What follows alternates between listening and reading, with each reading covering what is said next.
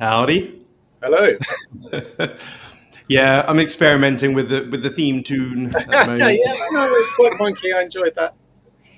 Yeah, that's more of a mind virus type catchy one, I think. Good stuff. So did you make that one? That is actually the theme tune I've had for 13 years. For if you see a lot of my older videos, yeah. Okay. But anyway, so today we have Revenue Search 6, and we finally have Gareth Howell's video. Well, Yep. I used to call it video, but apparently after the novelty search, it's video. Yeah. Video. Yeah. So if the founder says video, I'm gonna say that. So we have Gareth, who's running and is the brainchild behind video. And thank you for being here. Pleasure. So Thank you for having me. who are you, Gareth? Who am I?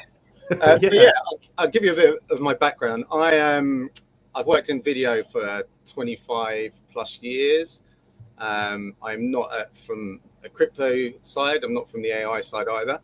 This is fairly new to me, but I am very experienced with video. So I've worked in post-production, asset management for linear TV, broadcast, VOD platforms. I've worked with news, music, animation, pretty much any content type I've worked with. Re-encoded it, delivered it, made it live on TV on your screen, or yeah. So all in the back end of all like video. Always not really in the content creation side. Always on the back end. Exactly that. Yeah. Delivery and asset management, cloud storage, all of those things. Operation side. Okay. So what then led you to BitTensor? I know you know Mog. You're friends with Mog. Yeah. So then obviously he towel-pilled you. Yeah, totally. Yeah. So what led me here? I was looking to solve the solutions that we're solving in the marketplace. I was looking for a company to do that for us. Already, okay, cool. So we were, just to give a bit of context, I've worked in emerging markets for maybe the last 8 years, predominantly Africa. So we launched the first African VOD platform in Nigeria around 8 years ago. And one of the big problems they have there is bandwidth and connectivity. So essentially, the bigger the file, the harder it is to get to the end user. So what we were looking to do back then, which we couldn't do, the technology wasn't there, was create really high quality files, really good perceptual quality for the viewer at low bandwidth, low file size, so low bitrate, low file size. So now that technology's moved on, we can do that using AI. So I kind of looked at the way that the BitTensor system is set up, the way the incentive mechanism works, and I kind of married the two things together, and then came out with this concept. Nice. So what is the concept? Talk me through what it is that you do, really simply. Yeah, so we do video processing, we do upscaling, and we do compression.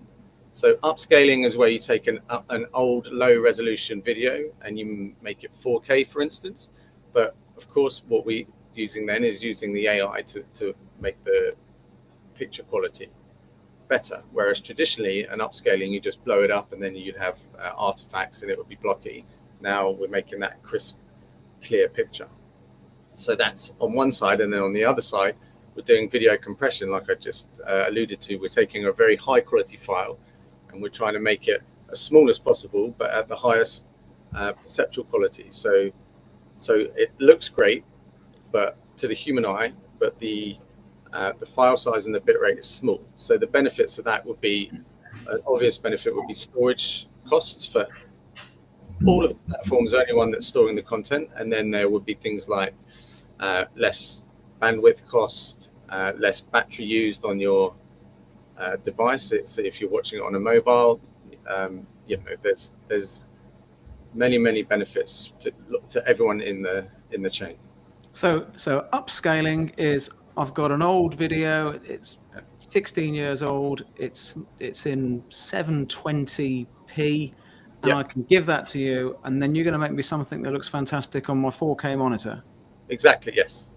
And you're going to do that using AI, so it's going to take a best guess at the information that isn't there and do it really, really well. Absolutely, yeah. You hit the nail Okay. on. Nice. So Let's we just train the models on huge data sets, so it's able to predict what should be in the picture. okay. So let's. Have you got two different customers here? One for the upscaling and one for the compression. Yeah, essentially, the compression I think will be our biggest moneymaker.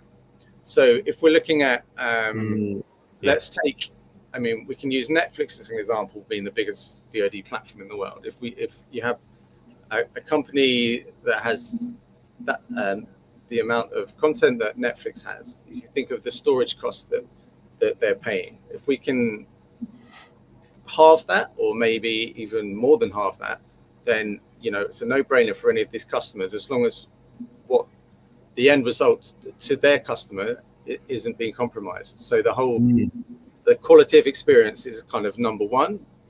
That's always what we're aiming for, to make sure that we're not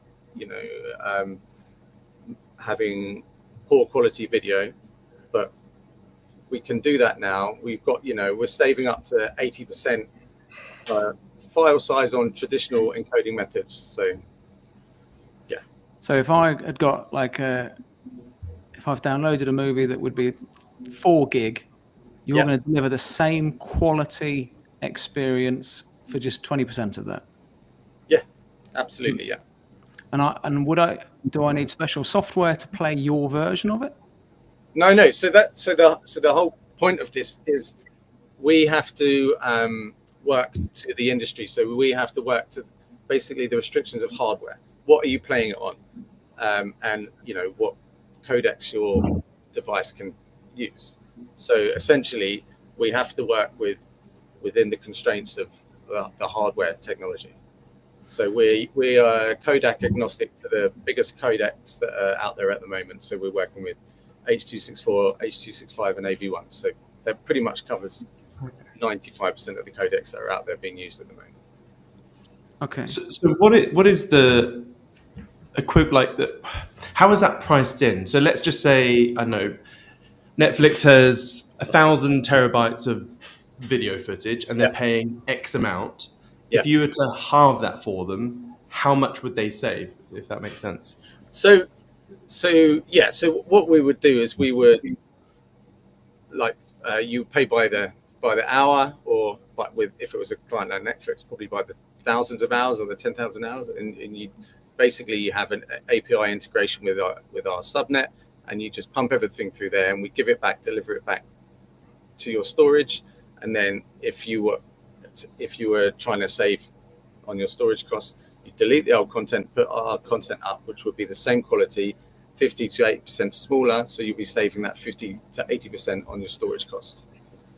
And no loss in quality. No loss in quality, no.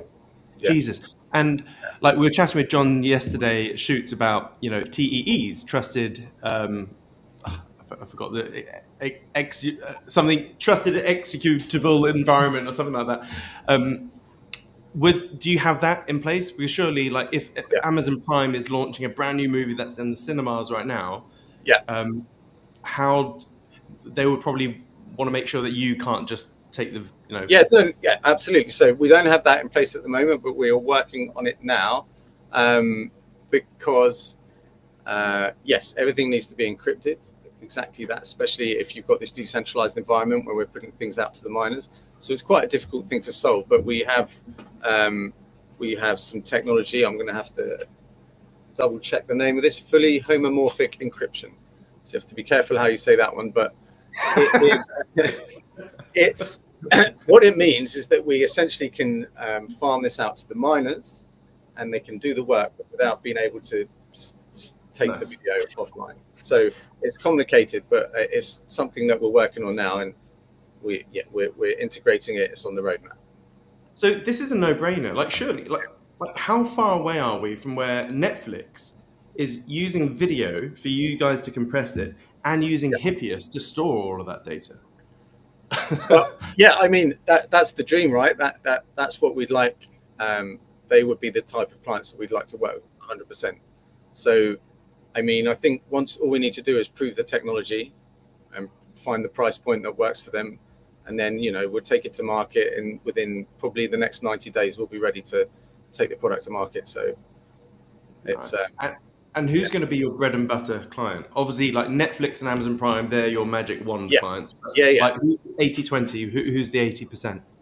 Yeah, so we'll be looking at, I mean, we're going to aggressively go after the emerging markets, which is somewhere where I have a lot of experience and a lot of contacts in. So we're solving problems for platforms that are actually holding them back. So here in the West, we have great connectivity. We have Wi-Fi, we've got 4G everywhere. If you take that to emerging markets, they don't have that. So I think we're solving some really big problems that are stopping a lot of innovation in that market. So I think that's where we're definitely going to go after first. We're looking at telecom companies, we're looking at CDN providers, we're looking at VOD platforms in the emerging markets. We take it there, we show the worth of the product, and then we're hoping that can speak for itself, and then we'll bring in, the Netflixes and the Amazon Primes of this world. And could it, sorry, Mark, could it be can you do this with live video as well? Because every time I have a video chat on WhatsApp or whatever, it's just shit. Yeah, so it's in the roadmap for sure. But we're at the moment we're just concentrating on files. But the technology is the same. So we're working on, we're working on making that. And then also, maybe we could look at a streaming platform that works solely on BitTensor. That's something that we've been talking about. Certainly with the birth of Hippias. And if we can do a collaboration with that, then maybe in the future we can probably make that happen. Yeah. Who else is trying to do this? So there's a couple of other players in the market, which is there's Visionula, there's Hitpool, there's a few others who are doing similar things. But we've done our benchmarking against them, and we're, I would say, better. And this is also before we're still only working on the base miner code at the moment, so we haven't opened this up to miners. So we still see the product to grow exponentially. As soon as we get that incentive mechanism working, then the miners are going to push this forward. So we're already benchmarking with the best, but I think there's massive room for growth, which is the whole point of doing it on BitTensor. It's why it's so powerful, because we're just going to move the product exponentially on quicker than we could if we had probably 50, AI researchers working on it. We've got 256 miners who are trying to outdo each other to make the product better. So, yeah, there are people there already doing it, but I think we're already up there, and I think the BitTensor is going to really help us. How long does it take to compress a movie? And once you've done that, if let's say you get two people that have got the same movie that want, would you just store one and then go, oh, here's the file, or would you redo their version? No, yeah, we'd redo their version for sure. Yeah. So, and how long does it take?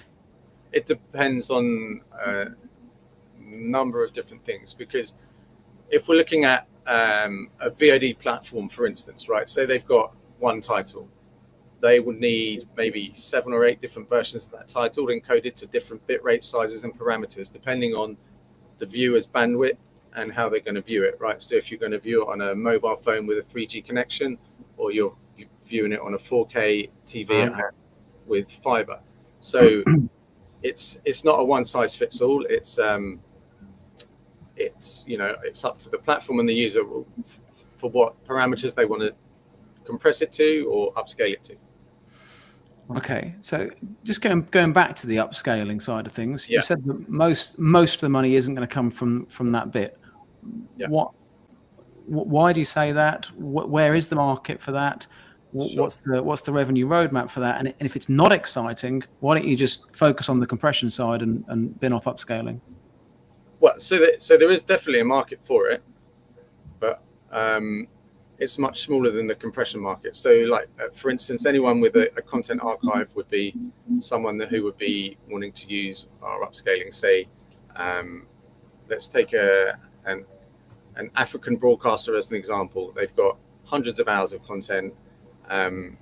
Previously, to upscale it, you'd have to go through it laboriously, frame by frame, and clean it all up and remaster it and then re-upload it. But we can take all that content, run it through our engine, and put out some high quality content. So there is a market for it for sure, but it's just not as big as the compression market, which will be every single video you ever watch anywhere has been compressed. So That's kind of the difference. So on the upscaling to compression, what's your expectation? It's going to be 80-20. It's going to be 90-10. I'd say 90-10. Yeah. Okay. On compression, compression is definitely the biggest revenue maker. Two reasons why we launched with upscaling. One, because there was already existing open source models, so we could tweak that model and very quickly get that one to market. And with compression, there aren't any open source models, so we had to create our own, which took a little bit longer because we had to, train all of our ML models and create the whole ecosystem around that. So that's kind of why we started with upscaling, but compression is coming in the next week or so. We'll be ready certainly for testing on the subnet. So. That's getting closer and closer, isn't it? How will you bill for it? Is it a one and done? Is it subscription? Is it? It will be subscription for sure. It will be subscription because they might have more files that need to be done, and you might improve the compression, and you just do it automatically and send them back new files. Yes, it will be an enterprise API integration with. Do you have any test clients that you're running at the moment? We're talking to a few people at the moment, but nothing. Obviously, the compression isn't live yet, so we've got a few partners who are interested. So yeah. Okay. So if you're pitching to me for compression, what do you think is the biggest objection that they're going to throw at you? I think there'll be a little bit of apprehension around the security and the decentralized nature of what we're doing, for sure, as we've already spoken about. Certainly for new content that isn't out there. If you're looking at, a free-to-air VOD platform where the content's already out there, maybe they'll be a little bit less worried about that. But I think, for the big players, we really need to make sure we have that security locked down. And I think, the decentralized, whenever we talk to people, we're in the media is quite an old school, old boys club in a way. So when you bring in decentralized crypto, AI, people are a little bit wary. So we need to kind of educate people about that and make sure that our security is absolutely watertight. So there can be no problems there. Interesting. Yeah, I was thinking about you guys the other day because I was thinking, like in any city, you have loads of Italian restaurants, Indian restaurants, all that sort of stuff. And in BitTensor, the subnets are like that. There's a whole bunch of compute subnets or a whole bunch of inference ones. You're the only video compression upscaling one, and I don't think there's going to be another one because your first mover advantage is by the time someone even thinks of trying to do another one, you would already be busting a. Yeah, I mean, let's hope so anyway. But I think, for us, it was quite almost a novel use of a subnet to do what we're doing. It almost seems simple, not too simple in a way, but it's a really simplified use. It's a massively powerful machine that we've got, and it's gonna, to benefit us as a business, it's huge. But actually, it's quite a simple concept to understand what we're doing. Yeah, and I hope that works in our advantage. So you'll be charging in dollars, and have you already got the merchant gateways and everything set up to take in real world? No, we're not set up to do that. But we'll within the next 90 days is when I hope to have the product ready for launch. So we'll certainly be integrating that before then. And who else is in the team? So obviously you're the brains behind all this. So do you have anyone in your team that has enterprise experience, or is that you as well? That's me, yeah. So as well. So yeah. So so the business side of everything is, and the growing the business with the clients, that's all down to me. I'm not a developer, so I've got a dev team, I've got the machine learning engineers, I've got the front end guys. So so I'll be knocking on all the doors and making those deals. So you'll be taking dollars in. You're launching within 90 days. What are you going to do with those dollars when you start stacking them up? Well, that's that's what everyone wants to know. Yeah, I mean, so the business is the subnet, so that the money is going to go straight back into Alpha. That's what we're here. We're not here to extract money. We're here to grow the subnet, use it for our research and development when we move into streaming, when we, we're always going to be innovating and trying to make the product better. We need to absolutely move with the times and make sure that what we're doing is on the cutting edge. So everything is going to go back into the subnet, and yeah, we're going to use that revenue to kind of grow the subnet and hopefully grow the product and make sure that we're the market leader. So when you say everything's going to go back into the subnet, like, what does that mean? Because you've got operating costs at the moment. How are those costs being covered? When you go into market, you're going to need additional costs because there's going to be marketing required there, and operational costs. Yeah. So how are you going to apportion revenue into operations costs? The people that are funding you now, what are they expecting back, and what's going to support the Alpha token? Yeah, so so the people who are funding us now obviously have a big stake in the subnet, so they're going to want the subnet to succeed and the Alpha token to go up. So that's the very important thing. And I think what the current plan is to channel all the money back into the subnet, and then we'll take out operational costs as we need them. So currently we're running a very small team, and the costs are pretty slim. But as you say, when we move into market, we're going to have much bigger marketing costs, operational costs, but that will all come from the subnet rather than coming from the revenue prior to going into the subnet. If that makes sense. When you do the buyback, are you going to lock up or burn, or no lockup? Because once you buy your own Alpha, there's only three things you can do. You either buy it back to eventually dump, which is all crypto people have PTSD about. So I guess everyone is really curious.